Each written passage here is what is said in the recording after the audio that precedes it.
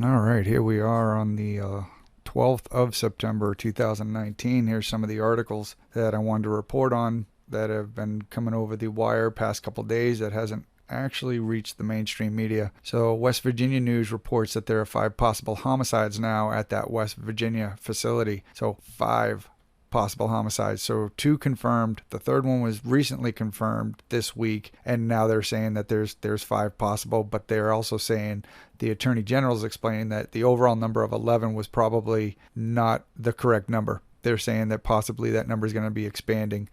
So the article explains that they have come up with a profile of who may be responsible, and the article goes on further to explain that the feds think the insulin was leftover insulin left on carts. So that's what they're reporting, is that it's from leftover medication on the carts. And the VA is asking for a quick end to the probe, and of course they are, because the more that's probed, the more management problems they're going to expose, and the VA is not going to have anything to respond to, which they'll just bury it like they normally do. So it comes as no surprise that since the VA was in the headlines in 2017 for the emergency department manipulating the numbers to make it look like they had reduced wait times and patient volume at the same VA facility. So this thing's been in the news quite often regarding just poor management actions and shady dealings. And this was after, I believe this was after the Phoenix fluffing of the numbers occurred.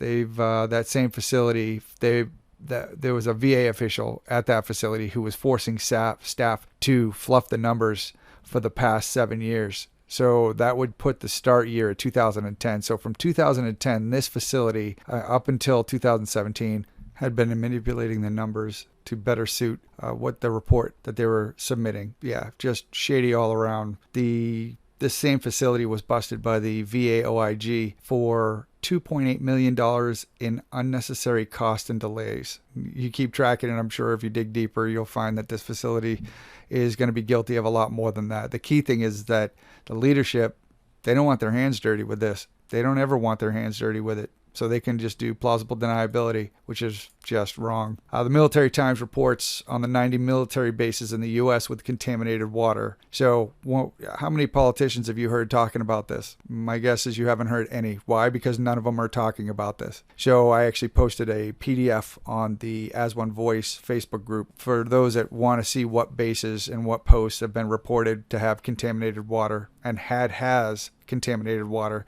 Because that does matter. It definitely matters, especially if you live down in base housing, because you're drinking that water. Another article from NBC News reports that the court rules that the VA must now pay for veterans' emergency room care that the VA had previously ignored and or denied. The VA's response to this is, "We are reviewing the decisions," as only the VA could say.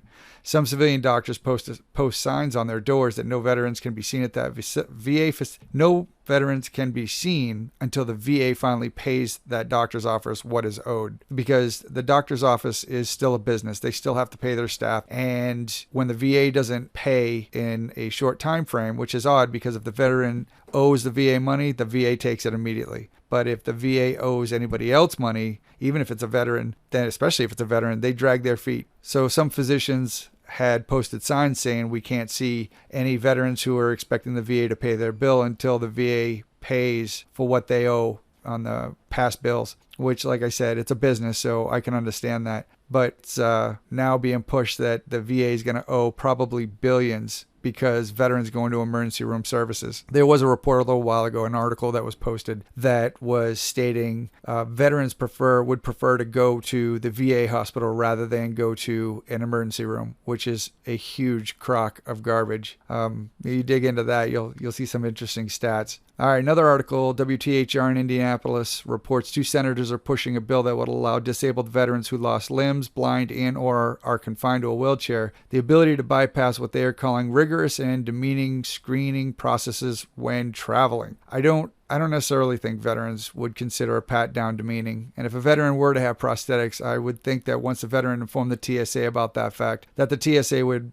have a protocol in place to bring said veteran to a private location for a pat down if it was necessary. To me, a more focused attention should be towards veteran suicide and holding the VA accountable for employing cancerous staff who have murdered veterans, misdiagnosed veterans because of being drunk, or loves to sexually harass their patients, just to name a few, and these have all been in the headlines over the past 6 weeks. So having these politicians actually use that as their focus is a little upsetting to me, only because I think their energy could be better suited going after the VA keeping cancerous staff employed, because that's what they do. Another article, AJC reports of a Vietnam veteran, this one really burnt me up this morning, who is dying of cancer. So this Vietnam veteran is in a VA nursing home and is dying of cancer. So if that's not bad enough, it was found that he was covered in ants, not just once, but twice, and had over 100 bites over his body. And this was called the Eagle's Nest Community Living Center on the VA Medical Center's campus in DeKalb County in Atlanta, Georgia. Now, this veteran's daughter complained and got him moved, and he ended up dying in the new room. But he had to go through such poor health care in a facility that was just swarming with ants that bite. And so not only did this veteran die of cancer, which is horrific enough as it is, but he had to lay there engulfed in ants, and the VA did nothing. That really fires me up. Because once again, why would senators push hard for a TSA bill when stories like this Air Force veteran story is becoming all too common in the past 24 months? We got a serial murderer out there. We got sexual harassment. We got over 3,000 misdiagnosed cases where 15 of them are confirmed dead because of the drunken VA doctor who was given second chances, mind you,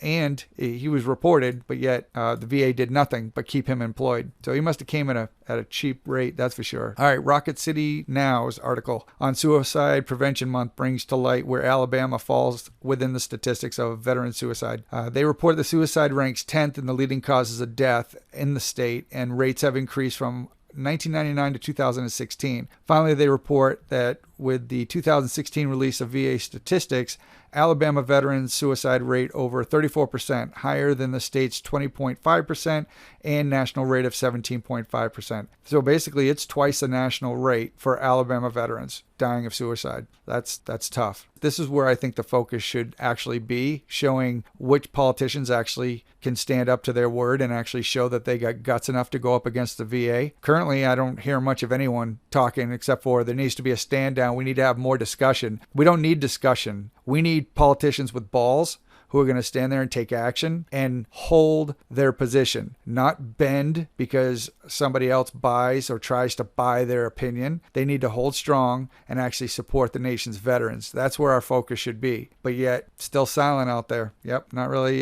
digging their quote-unquote support. All right, Stars and Stripes report on the VA doctor who was drunk while at work, constantly and misdiagnosed over 3,000 veteran patients. So now politician Steve Womack from Arkansas is urging the House Veterans Affairs Committee to take action and investigate how it was that the drunken doctor received 2 chances by the VA and still remained actively treating patients. So, yeah, that's nice. All right, the Arkansas Democrat Gazette reports that the House Committee on Veterans Affairs panel is going to hold a hearing this fall to look at credentialing, privilege, and reporting practices after the most recent deaths. I'm going to call them murders because that's what they're being called. The former chief pathologist Robert Morris Levy at the VA Veterans Health Care System of the Ozarks in Fayetteville faces 3 counts of involuntary manslaughter over the deaths of 3 veteran patients plus 28 counts of wire and mail fraud. It's a classy guy. And making false statements to officials. This guy was drunk while at work and continued to drink and get drunk while at work and diagnosing patients and seeing patients and so forth, causing the deaths of 15 veterans because of his misdiagnoses. So I don't think it should be involuntary manslaughter. No, I think this guy needs to go up for murder 1. What they are calling suspicious deaths at the West Virginia VA facility, which is serial murder, let's call it what it is being talked about to be investigated further. So these are all the things on the docket. Also on the docket is the investigation into more than 12 veteran patients in the medical center in Beckley, West Virginia, who have been sexually assaulted. Keep in mind, not a word being mentioned in D.C. from the president nor the VA by Secretary Wilkie, who is remaining ignorant to these subjects, yet will continue to hide and relocate and in some cases retire cancerous VA staff who get exposed by whistleblowers or become deaths and then therefore exposed in the media. When I say media, I'm talking small press, not big press, because you notice nothing that I've mentioned has been on the mainstream. So they're remaining ignorant, yet they should be held accountable criminally for keeping these cancerous staff employed for sure.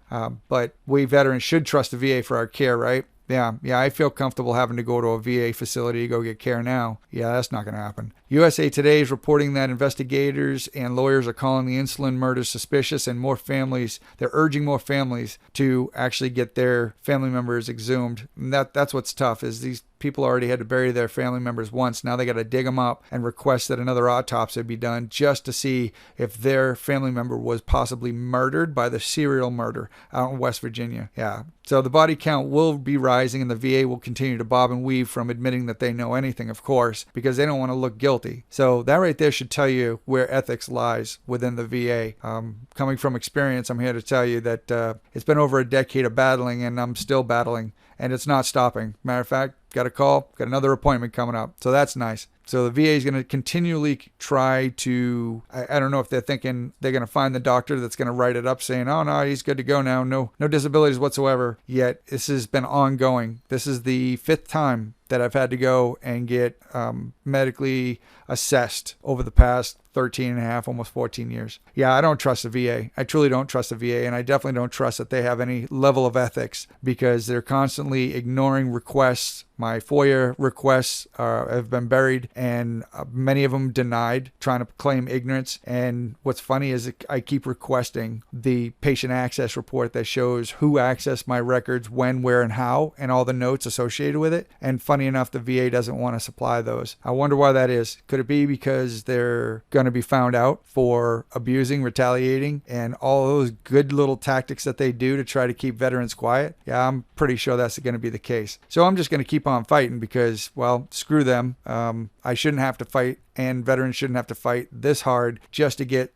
coverage for the disabilities that they incurred while they were on active duty. So these articles continue to hit the headlines, and the mainstream ignores it, and the White House is not saying anything about it, and the congressional committee politicians are sitting there saying we need to talk about it, but nobody's taking action. And of course, the only politicians that's pushing for the investigation is going to be the politician from that area, because they need to look out for their own. And I say look out for their own, not in a way where, hey, yeah, they're looking out for their veterans. No, I'm saying look out for their own, like they want to be reelected. So do I think they truly care about veterans and veterans, how they're treated? If that was the case, if they truly cared, there should be an uproar about the Air Force veteran who died, and he was covered in ants twice with over 100 bites while in a VA nursing home. So if you want to know who cares, keep watching the headlines to see what politicians actually open their mouths in protest about this VA facility, and how many demand that an investigation happens and is done so with no delays. So with that being said, those are your articles for the week. Hope everyone has a good week and a good weekend, and I will be updating again shortly.